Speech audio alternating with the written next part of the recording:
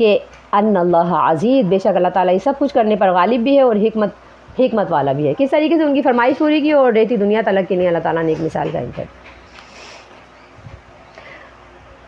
مثل الذین ينفقون اموالهم فی سبیل اللہ کمثل حبۃ انبتت سبع سنابل فی کل سنبلۃ مئۃ حبۃ واللہ یضاعف لمن یشاء واللہ واسع علیم۔ مثل الذین ينفقون اموالهم، مثال ان لوگوں کی جو اپنے اموال خرچ کرتے ہیں فی سبیل اللہ، اللہ کی راہ میں، کمثل حبۃ، جیسے ایک دانے کی مثال ہے، انبتت سبع سنابل، جو اگاتا ہے 7 بالیاں، فی کل سنبلۃ، ہر بالی کے اندر، ہر خوشے کے اندر، مئۃ حبۃ، 100 دانے ہوتے ہیں، واللہ یضاعف، اور اللہ تعالیٰ دگنا کرتا ہے، لمن یشاء، جس کے لیے چاہتا ہے، واللہ واسع علیم، اور اللہ تعالیٰ کشادگی والا، جاننے والا ہے۔ یہ امثلہ احیاء الموتیٰ کا ثبوت دینے کے لیے اللہ تعالیٰ نے ابراہیم علیہ السلام کی مثال دی، عزیر علیہ السلام کی مثال دی، اور ابراہیم علیہ السلام کا جو ایک مناظرہ ہوا تھا نمرود کے ساتھ، اس کی مثال دی۔ یہ تینوں مثالیں دینے سے پہلے اللہ تعالیٰ نے آیت الکرسی نازل فرما کر کے اپنی تمام صفات کا ثبوت دیا، اور اس سے پہلے جو آیت چل رہی تھی وہ یہ چل رہی تھی کہ یا ایھا الذین آمنوا انفقوا مما رزقناکم من قبل ان یأتی یوم، اے لوگو اس مال سے خرچ کرو کہ جو ہم نے تمہیں دیا اس دن سے پہلے کہ جب لا بیع فیہ ولا خلۃ ولا شفاعۃ، جس کے اندر نہ کوئی بے ہوگی، نہ کوئی دوستی ہوگی اور نہ سفارش ہوگی۔ یہ آیت چل رہی تھی۔ تو اللہ تعالیٰ وہی موضوع دوبارہ سے لے کر کے چلتے ہیں، اور یہاں پر اللہ تعالیٰ نے فرمایا کہ مثل الذین ينفقون اموالهم، انفاق فی سبیل اللہ کا ذکر پہلے بھی تھا، اور اس انفاق فی سبیل اللہ کا ذکر یعنی کہ اللہ تعالیٰ نے وہی موضوع دوبارہ سے چلاتے ہوئے فرمایا کہ ان لوگوں کی مثال کہ جو اللہ کی راہ میں خرچ کرتے ہیں، ایسی مثال ہے کہ جیسے کہ ایک دانہ ہو۔ زمین کے اندر کسان ایک دانہ بوتا ہے، اب جب وہ ایک دانہ بوتا ہے تو اس ایک دانے سے ایک بالی نکلتی ہے، اور اس ایک بالی سے کئی بالیاں نکل جاتی ہیں، اور ایسا ہوتا ہے کہ ہر بالی کے اندر ایک دانہ نہیں اگتا، ہر بالی کے اندر 100 دانے اگتے ہیں، اور کچھ بالیوں میں 100 سے زیادہ بھی اگ جاتے ہیں۔ تو اللہ تعالیٰ فرماتے ہیں کہ کمثل حبۃ، جو اللہ کی راہ میں خرچ کرتا ہے وہ اپنے طور پر تو بہت تھوڑی مقدار خرچ کر رہا ہوتا ہے، لیکن اس تھوڑی مقدار کی مثال اللہ تعالیٰ ہی فرماتے ہیں ایسے ہے کہ جس سے جیسے کسان نے ایک دانہ زمین کے اندر بویا ہے، اور اس دانے سے جو بالی نکلتی ہے اس کے اندر 100 دانے لگ کر آتے ہیں۔ اسی طریقے سے اللہ تعالیٰ جب کسی کا صدقہ و خیرات اور انفاق فی سبیل اللہ قبول کرتا ہے تو اس کو اس طریقے سے بڑھاتا ہے جیسے کہ اس نے ایک بیج سے ایسی بالی نکالی جس کے اندر 100 دانے ہیں۔ تو نبی صلی اللہ علیہ وسلم نے فرمایا کہ جو شخص اللہ کی راہ میں خرچ کرتا ہے اس کی مثال ایسی ہے کہ اللہ تعالیٰ اسے 10 گنا بڑھا کر کے قبول کرتا ہے،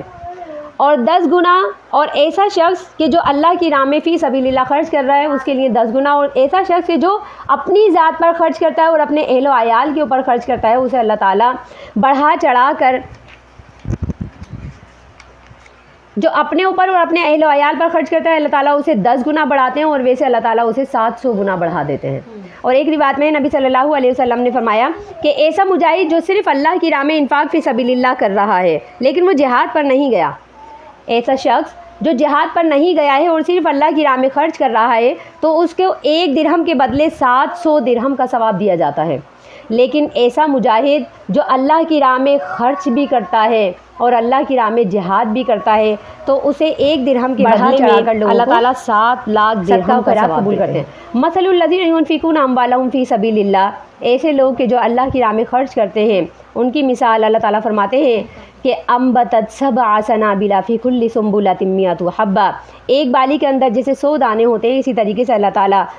100 دانے بڑھا چڑھا کر، اور اس کے لیے احادیث پہلے بھی کافی بیان کی جا چکی ہیں کہ اللہ تعالیٰ صدقے کو اس طرح قبول کرتا ہے کہ اسے اپنے دائیں ہاتھ میں لے کر کے بڑھاتا ہے، اور پھر جب اسے بڑھاتا ہے تو اس کو نشوونما کرتے ہوئے احد پہاڑ کے برابر اللہ تعالیٰ اسے کر دیتا ہے۔ تو اللہ تعالیٰ جس کے لیے چاہتا ہے بڑھا چڑھا کر، جس کے خلوص اور نیت کے اوپر ڈیپینڈڈ ہے کہ کس کے اندر کتنا زیادہ خلوص ہے، اس خلوص کے اعتبار سے اللہ تعالیٰ اس کا اجر و ثواب بڑھا کر دیتے ہیں۔ واللہ یضاعف لمن یشاء، اور اس سے بھی زیادہ جو مقدار بیان کی گئی ہے اس سے بھی زیادہ اللہ تعالیٰ اگر کسی کے لیے بڑھانا چاہیں تو اللہ تعالیٰ اس کے لیے بھی یضاعف لمن یشاء دگنا چوگنا کر کے اجر دیتے ہیں۔ واللہ واسع علیم، اور یہ اجر اللہ اس لیے دیتے ہیں کہ اللہ کی صفت ہے کہ اللہ تعالیٰ کشادگی والے جاننے والے ہیں۔ الذین ينفقون اموالهم فی سبیل اللہ ثم لا يتبعون ما انفقوا منا ولا اذى لهم اجرهم عند ربهم ولا خوف علیہم ولا هم يحزنون۔ الذین ينفقون اموالهم فی سبیل اللہ، وہ لوگ کہ جو اللہ کی راہ میں اپنے اموال خرچ کرتے ہیں، ثم لا یتبعون، پھر وہ اس خرچ کے پیچھے نہیں لگتے، ما انفقوا جو بھی انہوں نے اللہ کی راہ میں دیا ہو، منن احسان جتا کر، ولا اذن اور نہ باتوں کی تکلیف دے کر، لہم اجرہم عند ربہم ان کے لیے ان کے رب کے پاس بہت اجر ہے، ولا خوف علیہم ان پر کوئی خوف نہیں ہوگا، ولا هم یحزنون اور نہ ہی وہ غمگین ہوں گے۔ انفاق فی سبیل اللہ کا ذکر کنٹینیو چل رہا ہے۔ اللہ تعالیٰ فرماتے ہیں الذین ينفقون اموالهم فی سبیل اللہ، وہ لوگ جو اللہ کی راہ میں مال خرچ کرتے ہیں، پھر مال خرچ کرنے کے بعد صدقہ دے دینے کے بعد ایسا نہیں کرتے کہ لا یتبعون ما انفقوا منن، اس کے بعد احسان نہیں جتاتے، یعنی کسی کو صدقہ و خیرات دے تو دیا، اس کی مدد کر تو دی، اس کا قرض اتار تو دیا، پھر اس کے بعد کیا ہوا کہ منن احسان جتا دیا، یعنی موقع پر اسے یہ کہہ دیا کہ ہم نے فلاں موقع پر تمہارے پر یہ احسان کیا تھا، اب تم ہمارے مطیع ہو کر رہو، یا یہ کہ تمہیں ہم پر سر چڑھ کے بولنا نہیں چاہیے، یا یہ کہ تم تو ذرا پیچھے ہی رہو، ہم تمہارے اوپر احسان کرنے والے ہیں، تم ہمارے احسان مند ہو، تو نظر جھکا کر ملو۔ تو فرمایا کہ ایسے لوگ کہ جو اللہ کی راہ میں خرچ تو کر دیتے ہیں، لیکن خرچ کر دینے کے بعد لا یتبعون ما انفقوا اس کے پیچھے نہیں لگتے جو انہوں نے خرچ کیا ہے، نہ احسان جتاتے ہیں، ولا اذى اور نہ باتوں کی تکلیف دیتے ہیں۔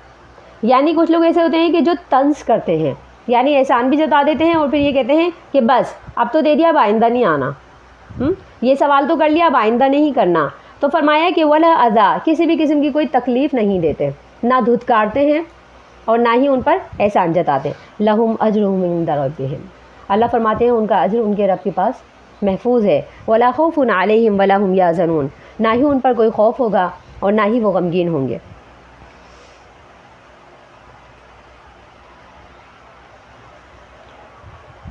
مسلم میں ابو ذر رضی اللہ عنہ سے روایت ہے، آپ صلی اللہ علیہ وسلم نے فرمایا 3 قسم کے لوگ ایسے ہیں کہ قیامت کے دن اللہ تعالیٰ ان سے نہ بات کرے گا اور نہ ان کی طرف نظر رحمت کرے گا، یہ حدیث ہم پہلے ہی پڑھ چکے ہیں۔ نہ انہیں پاک کرے گا بلکہ ان کے لیے دردناک عذاب ہے۔ ایک ایسا انفاق فی سبیل اللہ کرنے والا کہ جو انفاق کرتا ہے لیکن اس کے بعد احسان جتاتا ہے۔ دوسرا ٹخنوں سے پاجامہ نیچے رکھنے والا، اس کی طرف بھی نہ اللہ تعالیٰ دیکھے گا نہ اس کے گناہ معاف کرے گا۔ اور تیسرا اپنے سودے کو جھوٹی قسم دے کر بیچنے والا۔ تو یہ 3 قسم کے لوگ ایسے ہیں، نبی صلی اللہ علیہ وسلم نے فرمایا کہ قیامت والے دن اللہ تعالیٰ ان کی طرف دیکھے گا بھی نہیں، انہیں معاف بھی نہیں کرے گا۔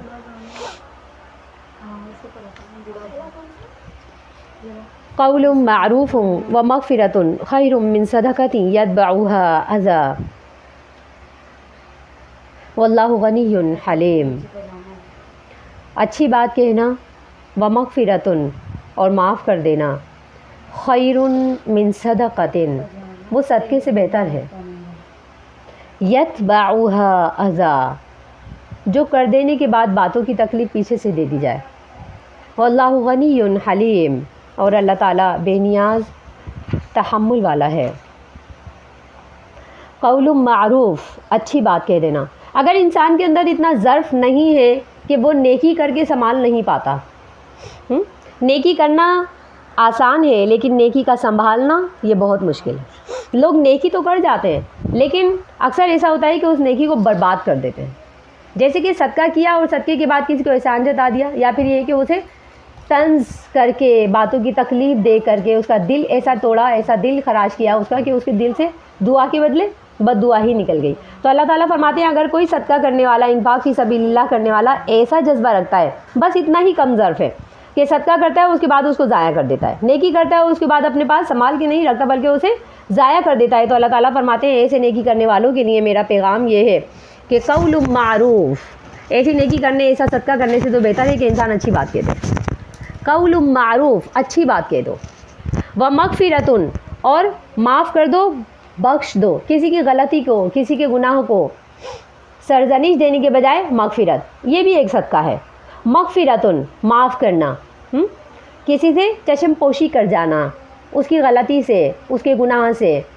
تو فرمایا کہ قول معروف، اچھی بات کہہ دو، یہ بھی صدقہ ہے۔ اگر تمہارے اندر اتنا ظرف ہی نہیں ہے کہ تم بڑی نیکی کرو اور اسے نیکی کر کے سنبھالو، تو قول معروف، اچھی بات کہہ دیا کرو۔ ومغفرۃ، اور معاف کر دیا کرو۔ یعنی صدقہ کرنے کے بعد، اسے پیچھے والی آیت کا ریلیشن یہ بھی ہے کہ صدقہ کر دینے کے بعد اچھی بات تو یہ ہے کہ تم اچھی بات کہو، اسے جتاؤ نہیں، اور مغفرۃ، معاف کر دو، اسے طنز نہیں کرو، اسے اپنی باتوں کا نشانہ نہیں بناؤ۔ خیر من صدقۃ، وہ ایسے صدقے سے بہتر ہے کہ یتبعہ ھذا، جس کے پیچھے آپ باتوں کی تکلیف لگا دیں۔ یعنی صدقہ کریں اور صدقہ دے کر انسان کے دل خراش، انسان کے لیے دل خراش باتیں کریں، تو اس سے بہتر یہ ہے کہ قول معروف۔ نبی صلی اللہ علیہ وسلم کی روایت مسلم شریف میں آپ صلی اللہ علیہ وسلم فرماتے ہیں الکلمۃ الطیبۃ صدقۃ، اچھی بات کہہ دینا یہ بھی صدقہ ہے۔ اگر تم مالی تعاون کسی کے ساتھ کرنے کا ظرف نہیں رکھتے، اگر تم مالی تعاون کرنے کی استطاعت نہیں رکھتے، تو اچھی بات کہہ دو کسی سے، یہ بھی صدقہ ہے۔ الکلمۃ الطیبۃ صدقہ، بہت اچھی اور بھلی بات کہہ دینا یہ بھی صدقہ ہے۔ نبی صلی اللہ علیہ وسلم نے فرمایا لا تحقرن من المعروف شیئا ولو ان تلقى اخاك بوجه طلق، کسی بھی نیکی کو حقیر نہیں جانو، اگرچہ وہ نیکی یہ ہے کہ تم اچھے چہرے کے ساتھ، اسمائلنگ فیس کے ساتھ اپنے بھائی سے ملتے ہو۔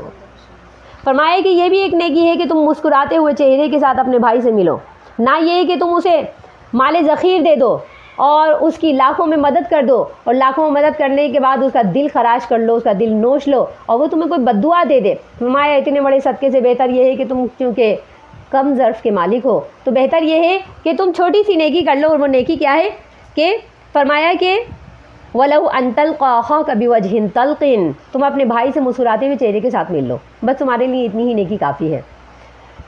تو اللہ تعالیٰ فرماتے ہیں کہ قول معروف ومغفرۃ خیر من صدقۃ یتبعھا اذی، ایسا صدقہ کہ جس کے بعد باتوں کی تکلیف دے دی جائے، اس سے بہتر یہ ہے کہ اچھی بات کہہ دو،